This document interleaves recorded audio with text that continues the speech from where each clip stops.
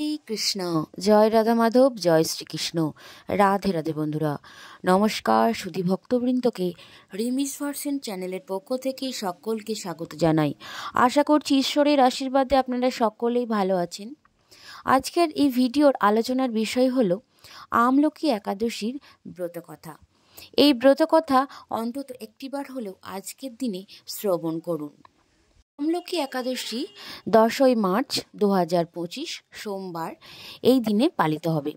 এই একাদশী তিথি শুরু হচ্ছে 9ই মার্চ 2025 সকাল 6:15 থেকে এবং এই তিথি শেষ হচ্ছে 10ই মার্চ 2025 সকাল 6:14 পর্যন্ত। তবে এবছর উদয়া তিথি অনুযায়ী 10ই মার্চ সোমবার এই আমলকি একাদশী ব্রত পালিত হচ্ছে। পালনের সময় 11ই মার্চ সকাল 6:11 থেকে সকাল 6:43 পর্যন্ত। পঞ্চাঙ্গ অনুসারে সূর্যোদয়ের আগে দ্বাদশী শেষ না হলে দ্বাদশী তিথির মধ্যে পালন করা আবশ্যক। হরিবাসের সময় পালন করা উচিত নয়।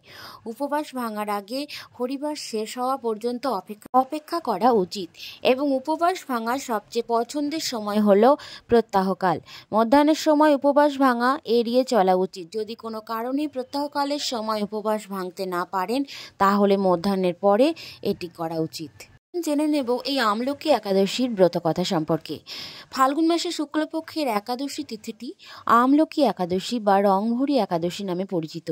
এই একাদশী তিথিতে ভগবান শিব এবং মাতা পার্বতী এবং তার পাশাপাশি শ্রী বিষ্ণুরও পূজা করার বিধান রয়েছে।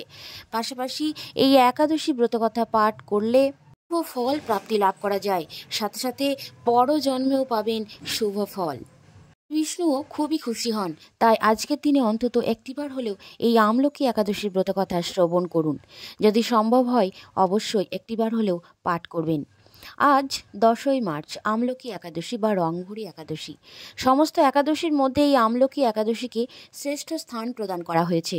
প্রতি বৎসর ফাল্গুন মাসের শুক্লপক্ষের এই একাদশী পালিত হয়। এই দিন বিয়ের পর প্রথমবার ভগবান শিব এবং মাতা পার্বতী কাশী যান। তখন আবির দিয়ে তাদের স্বাগত জানানো হয়। এই কারণে এই একাদশী তিথি রংভরি একাদশী নামে পরিচিত। অন্যদিকে এই তিথিতে ব্রহ্মার অশ্রু বিষ্ণুর পায়ে পড়ে এবং সেখান থেকে উৎপন্ন হয় আমলকি গাছ। তাই এটি আমলকি একাদশী নামে পরিচিত। আজ ভগবান শিব এবং মাতা পার্বতী এবং শ্রী বিষ্ণুর পূজা করলে সমস্ত মনস্কামনা পূরণ করা যায়। এমনকি এই একাদশী তিথিতে আমলা অর্থাৎ আমলকি গাছেরও পূজা করার রীতি হয়ে আসছে। আসুন এবার জেনে নেব এই আমলকি একাদশীর ব্রতকথা সম্পর্কে। ফাল্গুন মাসের আমলকি একাদশী তিথিতে রাজা এবং সমস্ত নগরবাসী ব্রত পালন করেন এবং মন্দিরে গিয়ে আমলকি গাছের পূজা দেন এবং রাত্রি যাপন করেন। এমন সময় রাত্রিতে এক ঘোর পাপী ক্ষুধার্ত তৃষ্ণার্ত শিকারী সেখানে এসে উপস্থিত হন। মন্দিরের এক কোণে বসে শ্রী বিষ্ণু ও একাদশীর মাহাত্ম্য শুনতে থাকে। এইভাবে রাত কেটে যায়। নগরবাসীর সঙ্গে সেই শিকারীও সারা রাত্রি জেগে কাটায়। সকাল হলে সকলে মিলে নিজের বাড়ি চলে যায়। সেই শিকারীও নিজের বাড়ি গিয়ে ভোজন করেন। কিন্তু কিছুদিনের মধ্যেই সেই শিকারীর মৃত্যু হয়। কিন্তু একাদশী ব্রতকথা শ্রবণ এবং রাত্রি জাগরণের ফলে পরজন্মে রাজা বিদুরথের ঘরে জন্মগ্রহণ করেন। রাজা তার নাম রাখেন বসুরথ। বড় হয়ে সে নগরের রাজা হয়। একদা শিকারে বের হন রাজা বসুরথ, কিন্তু মাঝখানে পথ ভুলে একটি গাছের তলায় ঘুমিয়ে পড়েন। কিছুক্ষণ পর সেখানে এক স্লেজ এসে পড়ে। রাজাকে একা দেখে তাকে মারার ফন্দি আঁটে। সেই স্লেজ বলে যে এই রাজার কারণেই তাকে দেশ ছাড়া করা হয়েছে, তাই তার হত্যা করা উচিত। কিন্তু এ সমস্ত কিছু সম্পর্কে কোনো জ্ঞানই ছিল না এই রাজার। সে ঘুমিয়ে থাকে। স্লেজ সেই রাজার উপর অস্ত্র নিক্ষেপ করতে শুরু করে, কিন্তু সেই অস্ত্র ফুল হয়ে রাজার শরীরে পড়ে। কিছুক্ষণ পর সেখানে উপস্থিত সমস্ত স্লেজ মৃত অবস্থায় পড়েছিল।